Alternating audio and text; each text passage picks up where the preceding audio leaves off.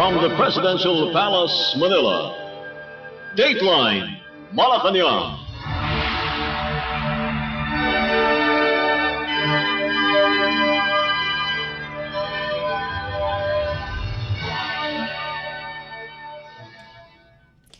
Good day, this is Dateline Malacañang, and here are the news.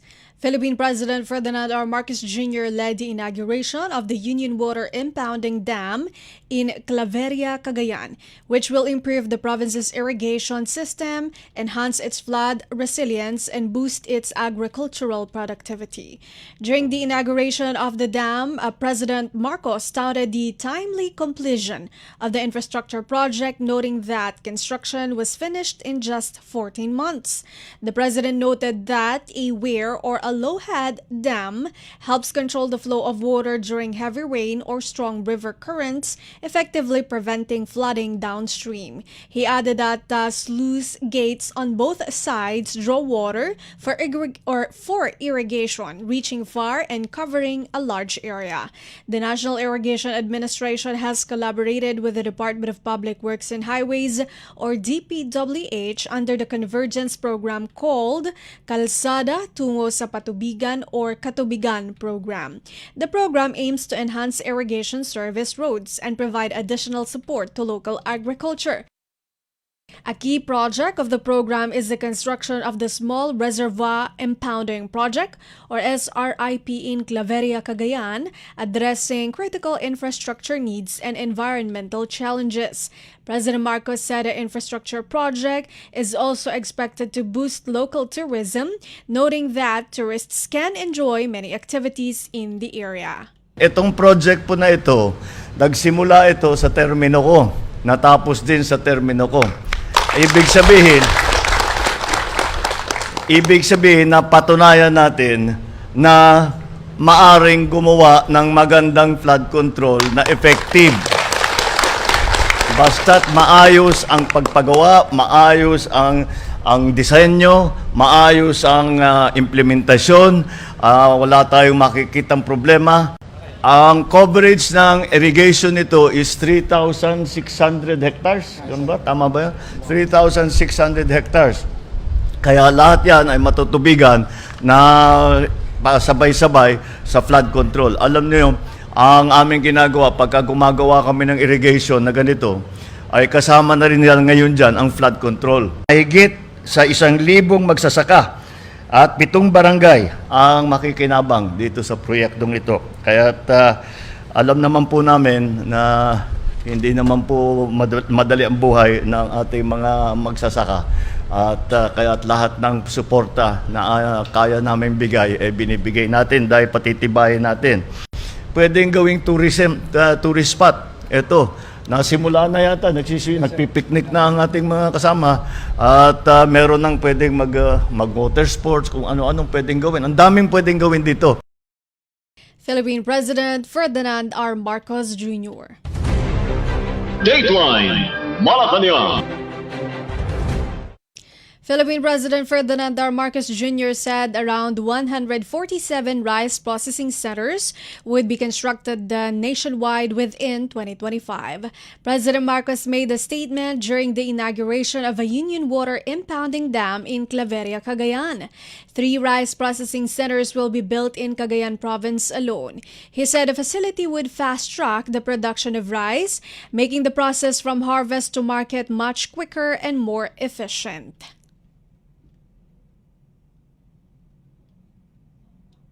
Itong taon na ito, makakapagtayo tayo ng 147 na rice processing center. Pagka natayo na natin yung mga rice processing center, itong rice processing center, ang laman nito, merong drying, may milling, at saka polishing.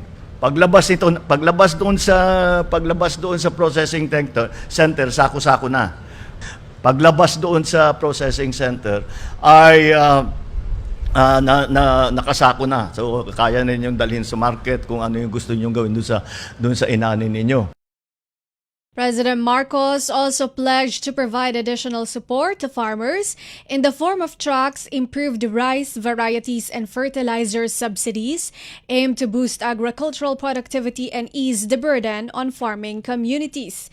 He said the trucks would be turned over to local cooperatives to help with the transport of harvested palay, while the distribution of rice seed varieties suited to dry and wet seasons is intended to help increase yields. Another rice warehouse will be constructed in Claveria town to address logistical challenges and support local agricultural operations. Dahil ang ninanais talaga natin ay hindi na tayo mag-import. O kung mag-import tayo, kakaunti na lang. Kasi sa kasalukuyan, malaki pang ini-import natin dahil kulang pa ang produksyon dito sa atin sa Pilipinas. Kaya napipilitan tayo mag-import. Kapag naayos natin ang sistema ng agrikultura at sapat na ang ating rice supply, makikita natin magiging mas maayos, kontrolado na natin. Hindi na natin inaalala kung ano yung presyo sa international. Basta kung ano yung presyo na gusto natin, yun ang ilalagay natin dahil kontrolado na natin dahil dito sa Pilipinas galing. Philippine President Ferdinand R. Marcos Jr. Dateline Malacañang. Philippine President Ferdinand R. Marcos Jr. announced that farmers affected by low farm gate palay or unhusked rice prices will each receive 10,000 pesos from the government. President Marcos said this during the inauguration of the Union Water Impounding Dam in Claveria, Cagayan. The National Food Authority or NFA, he said, is also procuring palay at higher prices, currently buying wet palay at 18 pesos to 19 pesos per kilogram and dry palay at 21 pesos to 23 pesos per kilogram. He said the NFA is buying prices significantly higher than the 8 pesos per kilogram offered by some rice traders. President Marcos noted that the government will also expand crop insurance coverage and provide farm equipment to improve production and the livelihood of farmers. He vowed to address delays in the delivery of farm inputs, promising the timely distribution of seeds and other assistance by the next planting season. President Marcos also assured farmers that additional service canals, farm-to-market roads, and farm-to-market bridges will be constructed to support agricultural development. He said his administration is also committed to implementing safeguard duties on rice imports to help stabilize the prices of the country's staple food. The president acknowledged that rice prices are largely dedicated by the cost of imported rice. Kaya palalawakin natin ito at maglalagay din tayo doon sa mga tinamaan na sa pagbaba ng presyo ng palay, magbibigay din tayo ng direct na tulong para sa ating mga magsasaka. At I was going to be 10,000, no? I don't remember the exact, it's 10,000. Meron tayong pinaplano tigsa 10,000 yung mga nalugi dahil sa pagbabagsak ng bilihan ng palay. Kaya yan, tamang taripa, maglalagay tayo ng safeguard duties para sa importasyon para hindi sa pag-import ay hindi masisira naman ang presyo dito sa atin.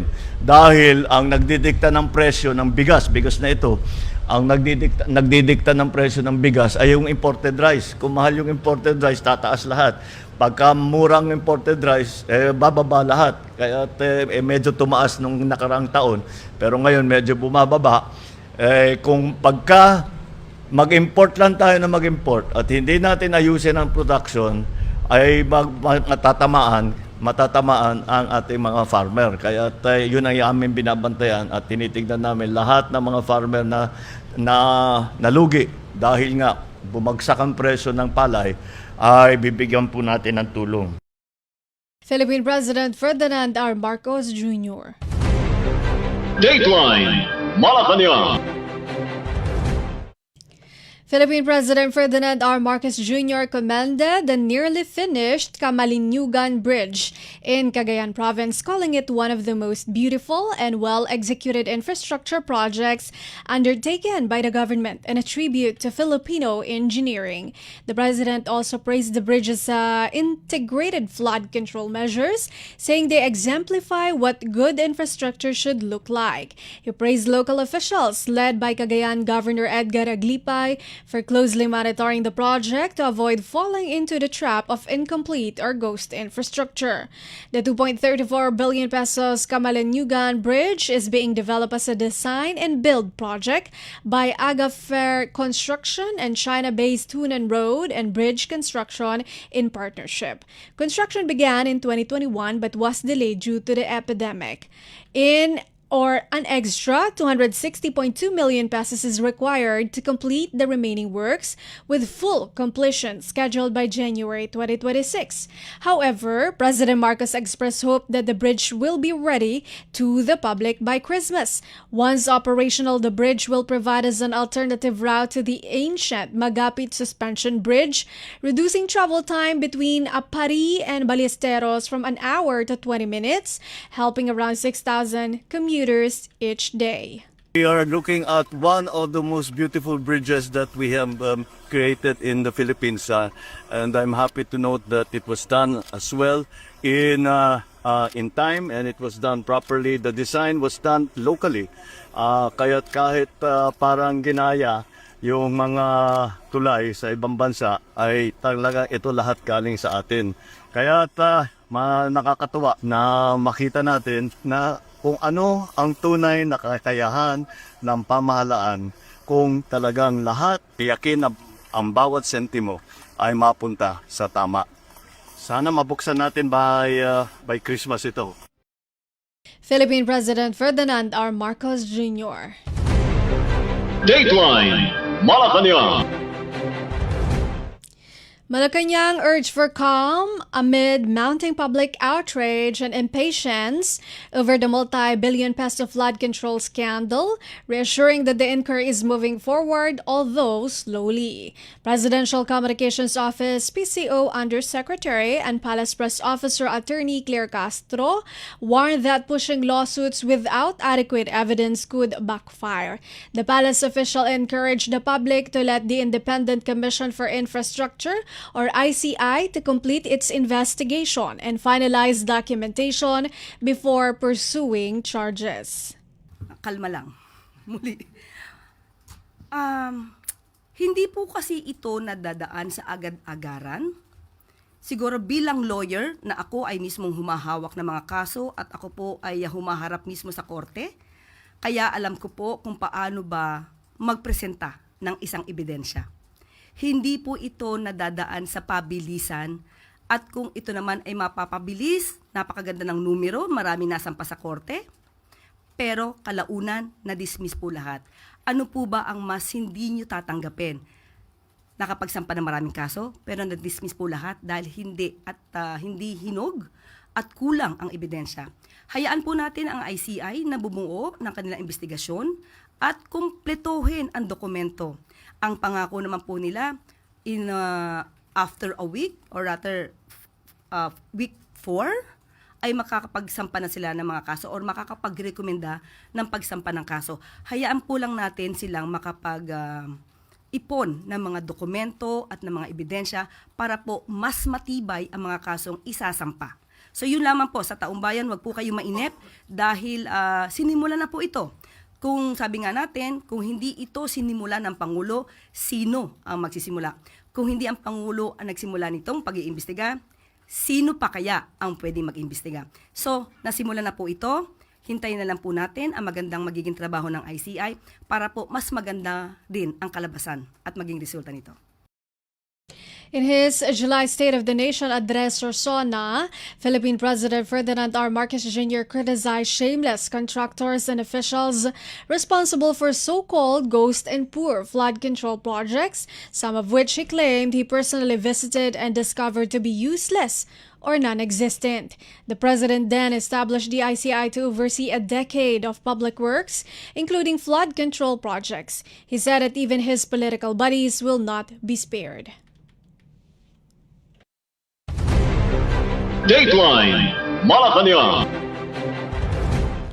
Malacañang said that it is up to the Department of Justice or DOJ to decide whether former House Speaker Martin Romualdez of Leyte can serve as a state witness in the ongoing investigation into the multi-billion peso flood control scandal. When asked if Romualdez may be granted immunity in exchange for testimony, Presidential Communications Office PCO Undersecretary and Palace Press Officer Attorney Claire Castro said that such consideration would be based on the value of his disclosures. Depende po sa kanyang magiging salaysay at kung ano po ang kanyang mailalahad. At depende na po rin yan sa Department of Justice kung siya pa ay maituturing na isang state witness at ito naman po ay irerekomenda sa korte. So lahat po yan ay depende sa lahat ng mangyayari. So hindi pa po natin masasabi kung siya pwede maging state witness o hindi.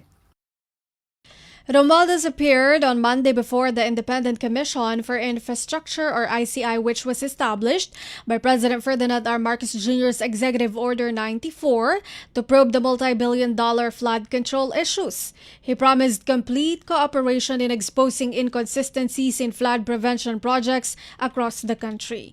The former speaker has been implicated in past legislative examinations into flood control irregularities, which he has disputed. Dateline Malacañang. The Bureau of Internal Revenue or BIR continues to carry out lifestyle checks on government officials more than a month after Philippine President Ferdinand R. Marcos Jr. directed the audit in reaction to apparent irregularities in flood control spending. Presidential Communications Office, PCO Undersecretary and Palace Press Officer Attorney Claire Castro announced that the agency had begun following out the President's directive. Actually, inutos na po sa BIR at ngayon po ay ongoing po ang ginagawang pong lifestyle check ng BIR. When can we expect the results to come out? Depende po sa BIR.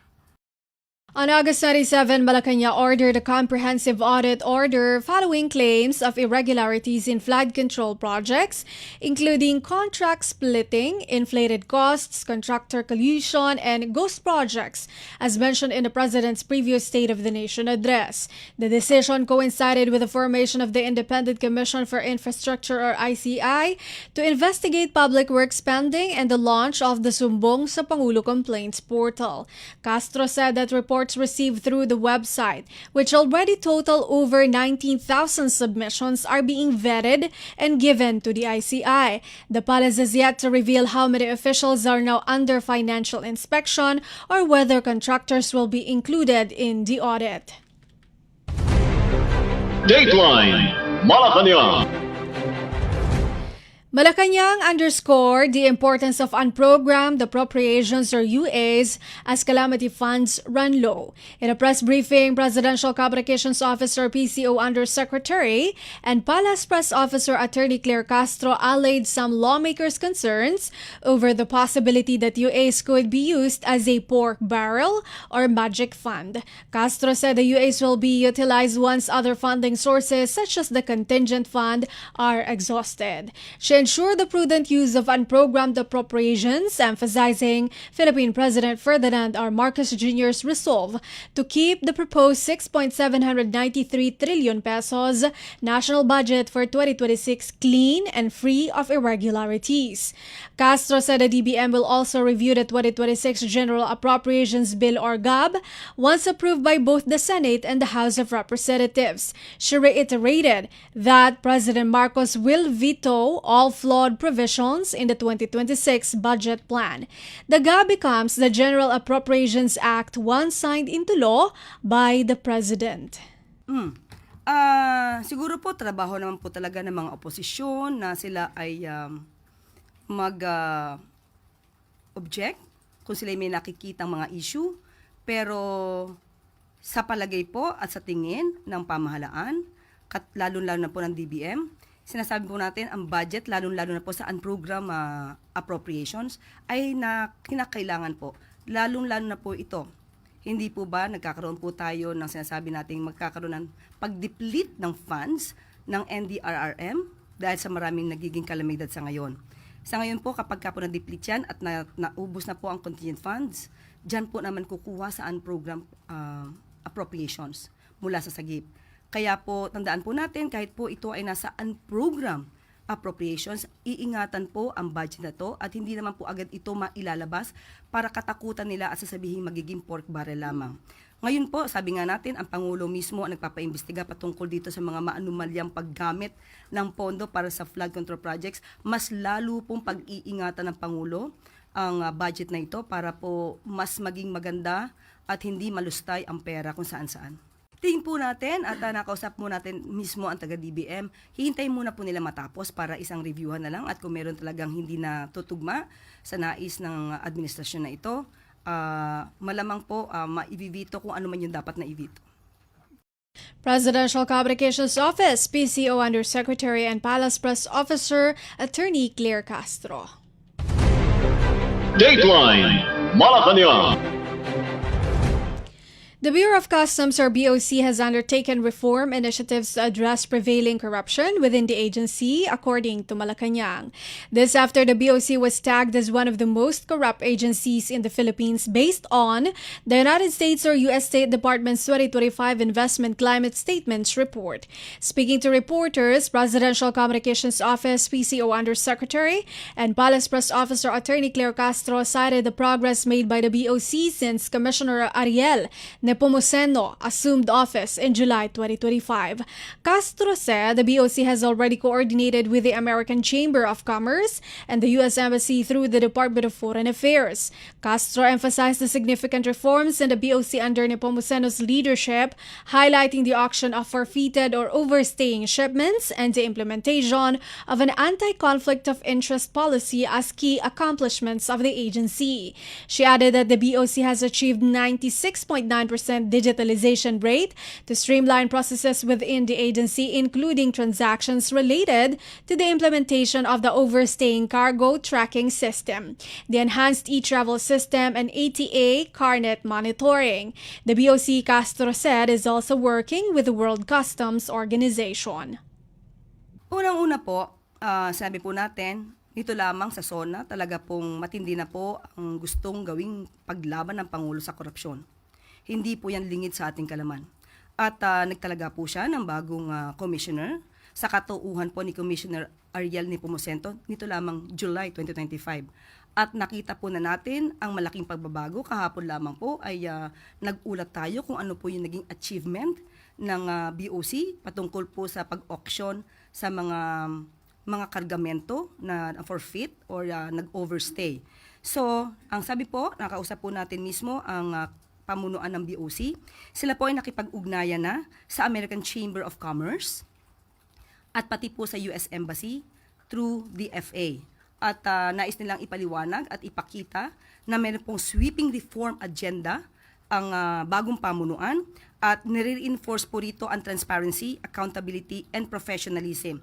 Matatandaan din po natin na nag-prohibit sila ng conflict of interest among the professionals na hindi pwedeng sumama sa negosyo o magkaroon ng financial interest sa mga customs brokerage at ito ay within the 4th civil degree by affinity and by consanguinity. So, nagkaroon na rin po ng modernization. Ang BOC, 96.99 digitalization rate na po sila para po mas mapabilis ang proseso. At kasama po dyan yung implementation ng overstaying cargo tracking system, enhanced and travel system at ATA CarNet monitoring. And the BOC is also working with the World Customs Organization. So ito pong lahat ay para tugunan ang direktiba ng Pangulo na patayin hanggat maaari o maiwasan ang korupsyon sa ating bansa. So with this report, tingin natin at maaasahan natin ang magiging positibo naman sigurong tugon ng US State Department. Meantime, Castro said Marcos is not alarmed by the results of the surveys. Castro issued a statement after Pulse Asia and its latest Ulat ng Bayan poll found that inflation and corruption remain the top concerns of Filipinos in September 2025. Other urgent concerns include increasing workers' pay, fighting criminality, combating illegal drugs, and creating more jobs, according to a Pulse Asia survey. Castro said President Marcos will continue to listen to public sentiments and ensure that those responsible for irregularities in the flood control projects are held accountable. Unang-una po, kung sila po ay gumagawa ng survey, ang Pangulo po ay hindi naman po naaalarma sa numero. Patuloy pa rin po ang pagtatrabaho ng Pangulo para po lalong malabanan ang korupsyon dito sa ating bansa.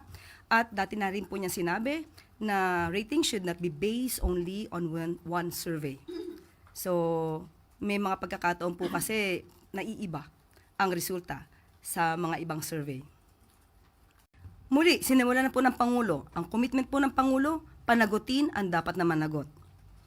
Ito na po siguro ang pinakamabilis na pagsasiwalat ng mga di umanong anomalya sa flood control projects. So, hayaan lang po natin magtuloy-tuloy ang proseso at ang Pangulo po ay hindi po magsasawalang bahala sa mga nadidinig niya na mga sentimiento ng ating mga kababayan. Magtiwala lang po tayo sa ating Pangulo at sa pamahalaang Marcos Jr. dahil ito po ay lumalaban sa korupsyon. Presidential Communications Office Undersecretary and Palace Press Officer Attorney Claire Castro. Dateline Malacañang. And that is all for today's Dateline Malacañang for Radyo Pilipinas World Service. This has been Bea Gaza-de Guzman. From the Presidential Palace, Manila, Dateline Malacañang.